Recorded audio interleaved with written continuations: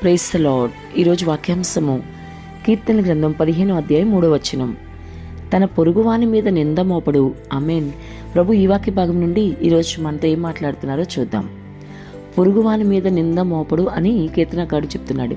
అంటే పొరుగువాని మీద నింద మోపకూడదని మొదటి గమనించాలి. మరి వింటున్న సహోదరి సహోదరుడా, నీ పరిస్థితి ఏంటి? నీ ఆత్మీయ జీవితం ఎలా ఉంది? అసలు నీవు నీ పొరుగువాని మీద నింద మోపే వ్యక్తివా? మాటి మాటికి ఇతరుల మీద నింద మోపే వ్యక్తిగా ఉంటున్నావేమో ఒకసారి ఆలోచించు. నీ ప్రవర్తన ఏంటో నువ్వు పరిశీలన చేసుకో.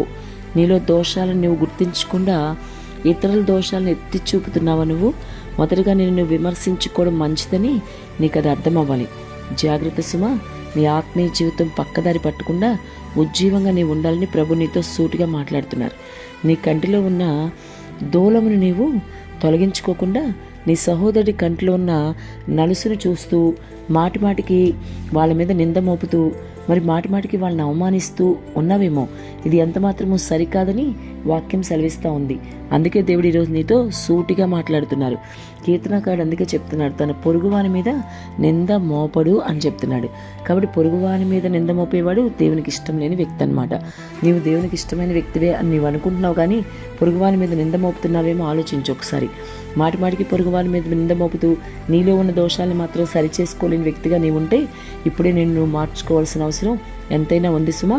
ప్రభు నీతో మాట్లాడుతున్నారంటే ఖచ్చితంగా నిన్ను మార్చుకోవాలి. తర్వాత చూద్దాంలే అని, లేకపోతే ప్రభు నాతో మాట్లాడిన నేను సరిచేసుకోనులే అని నువ్వు అలాగే నీ జీవితం కొనసాగిస్తూ ఉంటే అది నీకు పాపముగా ఎంచబడుతుంది. నీవెంత మాత్రం ప్రభువుని చేరుకోలేవు. పాపంతో ఉన్న ఎవరు ప్రభుని చేరుకోలేరు కదా. ఆయన చెప్తున్నారు, నేను పరిశుద్ధుడని గనుక మీరు పరిశుద్ధులుగా ఉండడని.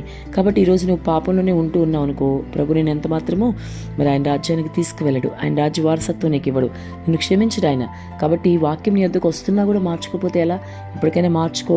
మాటిమాటికి పక్కన వాళ్ళ మీద నింద మోపడం, వాళ్ళ మీద తప్పులు తోసేయడం ఇవన్నీ మానేసి మొదట నిన్ను సరిచేసుకో. ఏదైతే ఇతరుల లోపం ఉందో నువ్వు భావించి చెప్తున్నావో అది నీలో కూడా ఉంది కదా. నువ్వు మార్చుకో. నువ్వు మార్చుకుంటేనే ఇతరులకు చెప్పగలుగుతావు. ఏదైనా బోధించేటప్పుడు బోధకుడు బోధన అనుసరించేవాడే ఉండాలి. కాబట్టి మాటిమాటికి ఇతరుల మీద తప్పు పట్టడం మానేసి ఇప్పటికైనా నిన్ను పరిశీలన చేసుకో. స్వపరిశీలన.